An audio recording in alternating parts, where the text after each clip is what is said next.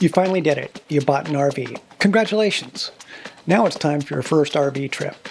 How you approach this maiden voyage may determine whether you come home thinking this was a great decision or wondering what you've gotten yourself into. The truth is, your first RV trip probably won't be perfect. You'll forget something. You'll encounter situations you've never dealt with before. Something might even break. Every experienced RVer has been there. The good news is that your first trip doesn't have to be perfect. It just needs to be successful. After more than 25 years of RV travel, I've learned that the happiest RV owners aren't the ones who know everything before they take off on their first trip. They're the ones who plan that trip so they can learn without unnecessary stress.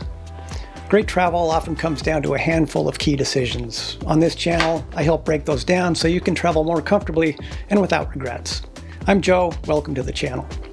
Today, I'm going to show you exactly how I would plan my first RV trip if I were starting over tomorrow. By the end of this video, you'll have a clear roadmap that lets you focus on enjoying your new RV instead of worrying about every little detail. Let's get started. First, stack the deck in your favor. The biggest mistake I see new RV owners make isn't forgetting a piece of equipment. It isn't messing up when backing into a campsite. The biggest mistake is making their first trip harder than it needs to be. Think about everything you're doing for the first time. You're probably driving or towing a much bigger vehicle. You're learning unfamiliar systems. You're setting up camp. You're sleeping somewhere new. And you're trying to have a relaxing vacation at the same time. That's a lot. So here's my advice. Stack the deck in your favor. Every decision you make for this first trip should reduce stress and build confidence. Here's a blueprint for making that happen. Stay close to home. For your first trip, stay within an hour or two of home. You don't need an epic destination. You need a successful weekend. If you forget something, if you discover a small problem, or if the weather doesn't cooperate, being close to home turns that situation into an inconvenience rather than a disaster. Keep it short. I think 2 to 4 nights is ideal. One night feels pretty rushed. A full week can feel like a long time if you've discovered that something doesn't work. A long weekend lets you experience the entire camping experience, from setting up to living in the RV to breaking camp and then heading home. Remember, this isn't your dream trip. This is an orientation to a new way of traveling. The goal is to become comfortable with using your RV and have a great time doing it. Choose full hookups. Even if your dream is boondocking, getting off-grid and out into the wilderness, don't start there. Choose a campground with electric, water, and sewer hookups. Remove those variables. That lets you focus on learning your RV instead of worrying about battery levels, water conservation, and whether you fill your holding tanks. There will be plenty of time for off-grid adventures later. For this trip, make life easy. Choose an easy campsite. If you're towing a trailer or driving a larger motorhome and backing still makes you nervous, reserve a pull-through site. There's no shame in that. The goal is convenience, not proving anything. Either way, try to arrive while it's still daylight. Everything about RV setup becomes easier when you can still see what's going on. I like planning my arrival around 2 or 3 in the afternoon. That way, if traffic slows me down or I need an unexpected fuel stop, I still have plenty of daylight left to get settled. Stay near civilization. For your first trip, don't disappear into the wilderness. Stay reasonably close to a town. If you discover you've forgotten a water pressure regulator, need another hose, or realize you should have bought more propane canisters for your grill, help is only a few minutes away. After all these years, I still occasionally need to make a quick run into town. It happens to everyone. Next, remember why you bought the RV. Go somewhere you'll actually enjoy. A lake, a beach, a winery, a hiking trail, or a favorite state park.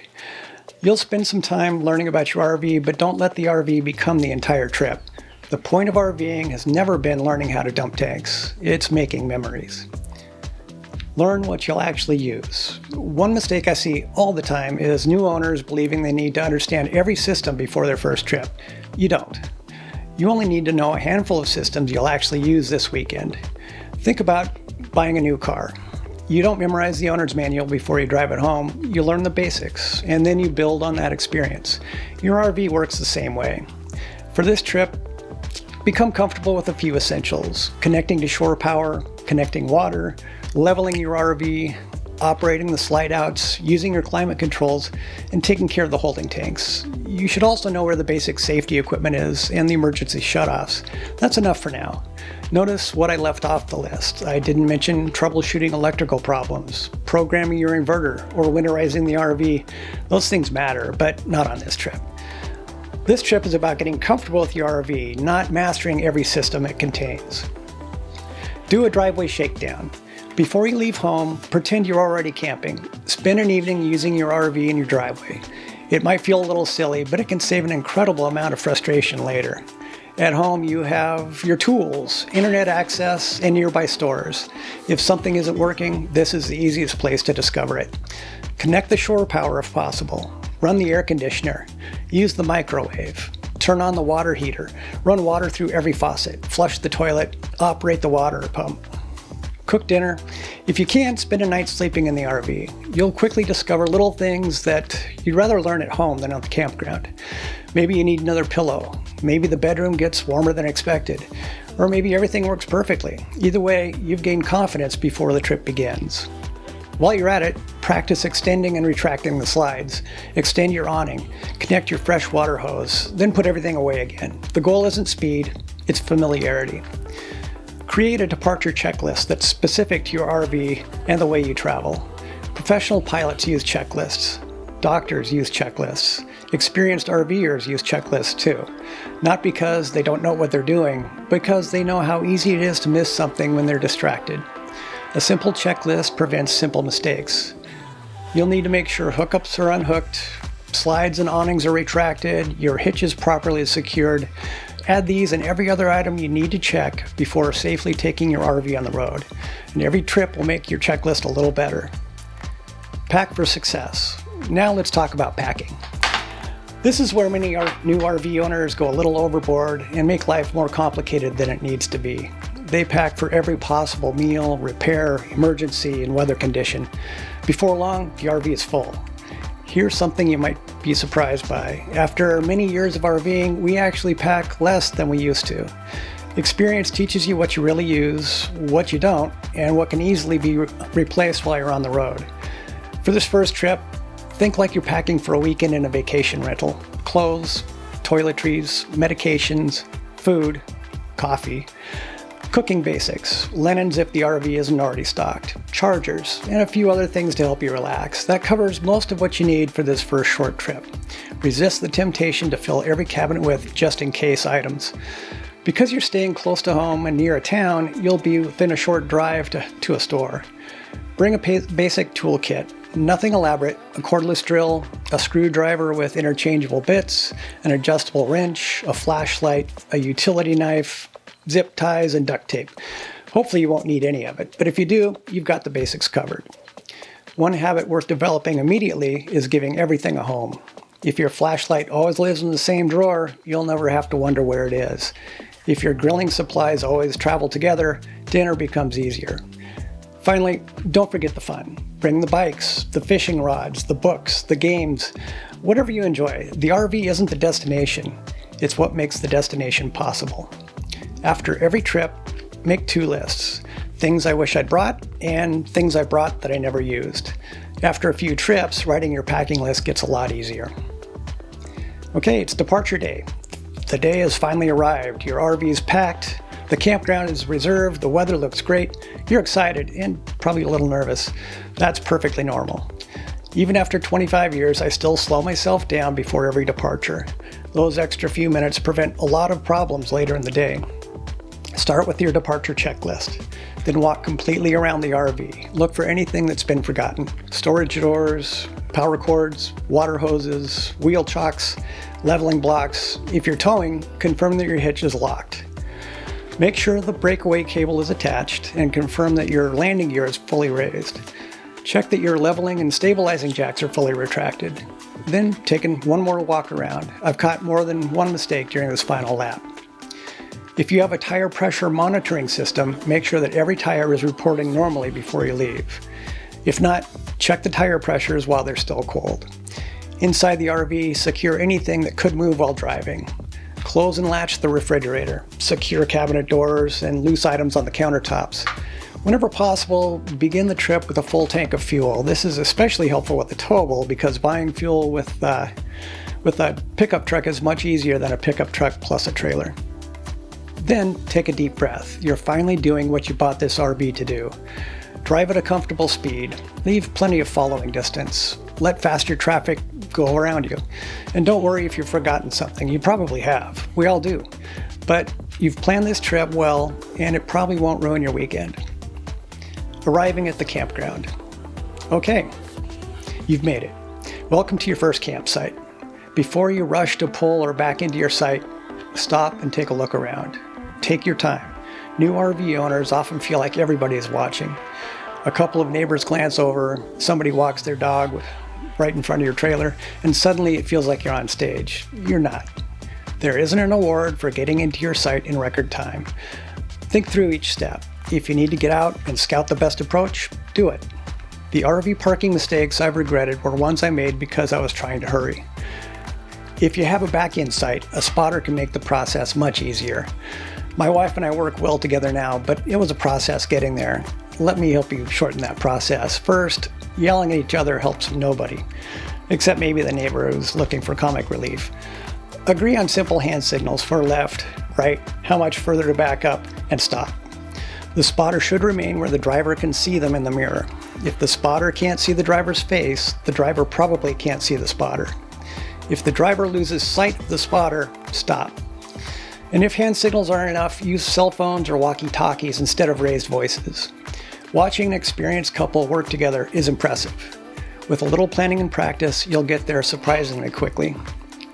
Develop a setup routine. Great, you're in your campsite, now it's time to set up. One of the best habits you can get into from your first trip is doing things in the same order every time. The exact sequence depends on your RV and your manufacturer's recommendations, but it'll probably include a few basic steps. Position the RV so that power cord and hoses will reach. Check out the slide outs, make sure they can have enough clearance when they're extended. Level and secure the RV. Connect the utilities you plan to use. Then open the slide outs and finish setting up your campsite. Pull out the chairs and enjoy a beverage if you're so inclined. The exact order remains less important than having a repeatable routine.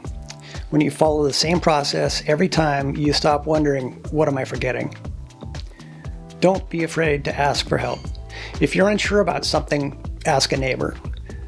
Need someone to spot you? Ask.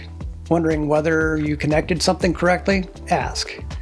Curious why your leveling system isn't behaving quite as you expect? Ask. The RV community is one of the friendliest groups of people you'll ever meet. Most experienced campers genuinely enjoy helping others. One day, you'll pay it forward. Expect a few surprises. Things probably won't go exactly according to plan. Maybe a cabinet door opened while you were driving. Maybe a door slid out when you were turning a corner. Maybe you discover that you need a better shoe storage situation, a mat outside the RV door, or more leveling blocks. That's completely normal. Every surprise teaches you something. Use it to make the next trip easier. Write it down. I keep a simple note on my phone. Whenever I discover something that might improve a future trip, it goes on the list. When I get home, I can decide whether it's actually worth changing. Not every inconvenience deserves a purchase, but every inconvenience deserves a little thought. Remember why you're here.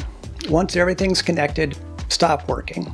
Sit outside with a cup of coffee, ride your bikes, cook dinner outside, watch the sunset. This, right here, is the reason you bought the RV. Most of our favorite memories after many years of RVing have little to do with the RV itself. They're about the places you visit. The quiet mornings, the unexpected conversations, the laughter around a campfire. The RV is the tool that makes those moments possible. Before you leave, before the weekend ends, take 5 minutes to jot a few notes while the experience is still fresh. What worked? What caused friction? What did you forget? What did you pack but never use? You don't need to solve everything yet. Just write it down. By the time you get home, the small details will already be fading. Heading home. Eventually, every trip comes to an end. Breaking camp is just the same setup process, but in reverse. In our experience, you'll want to begin earlier than you think so you don't feel rushed when checkout time approaches. It took us a few years to become consistently good at this. Use your checklist. Work methodically. Double check your storage compartments. Walk around the RV one final time.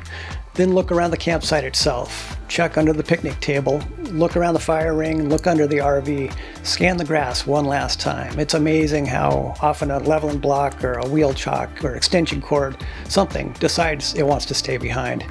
Our departure checklist includes the campsite along with everything in and on the RV that needs to be stowed, secured, or locked. I'm a bit fanatical about following it. More than once, it's saved us embarrassment or prevented something much more serious. Early on, I once started to pull out of a campsite with our secondary awning still extended. It's funny in retrospect, but easily could have caused an expensive repair. More recently, I watched somebody in a near campsite begin to pull away before his fifth wheel hitch was fully engaged and locked. The front of the fifth wheel dropped onto the bed rails of his truck, damaging both the truck and the trailer. Both incidents were completely preventable. That's why I'm so serious about the checklist. When you get home. Once you're home, don't just park the RV and walk away. Spend 15 or 20 minutes getting it ready for the next adventure. Restock supplies, recharge the batteries if necessary, empty and clean the refrigerator. The goal is simple. Leave the RV almost ready to go again. Future you will appreciate it. Review what you've learned. Now review the notes you made during the trip. What was great? What caused friction? What did you need but didn't have? What did you take just in case but never use? Then decide what each issue actually requires. Some problems require a purchase, some need a change in your routine, and some simply came from being new. Make a plan to fix what you can before the next trip. That is how experience builds. Not through one perfect weekend, but through small improvements, one trip at a time. Resist the urge to buy everything. After your first trip, you'll probably be tempted to buy a lot of accessories. Some will absolutely make your RV experience better, but some will sit in the storage compartment for years. Take a few days, review your notes. Buy things that solve problems you actually experienced, not problems somebody on the internet told you you might have someday. That's one of the easiest ways to save money. And avoid filling your RV with things you'll never use. Congratulations, you've done it. You've planned your first RV trip, driven your RV, set up camp, solved a few little problems, and made some memories. Hopefully, you built a lot of confidence. The second trip will feel easier, the third easier still. Before long, things that feel intimidating today will simply become part of your routine. That's how experience works, not all at once. One successful trip at a time. When people ask me the goal of a first RV trip, my answer sometimes surprises them. It isn't to travel across the country, it isn't to master every system on your RV, and it certainly isn't to have a perfect weekend. The goal is much simpler. Come home thinking, that was fun. I can't wait to do it again. If that's how you feel, your first RV trip was a success. My goal with this channel is to help you make smarter travel decisions so you can travel more comfortably and without regrets. In upcoming videos, we'll continue building on what you've learned today and help you become a more confident RVer, one trip at a time. Thanks so much for watching. I'll see you next time.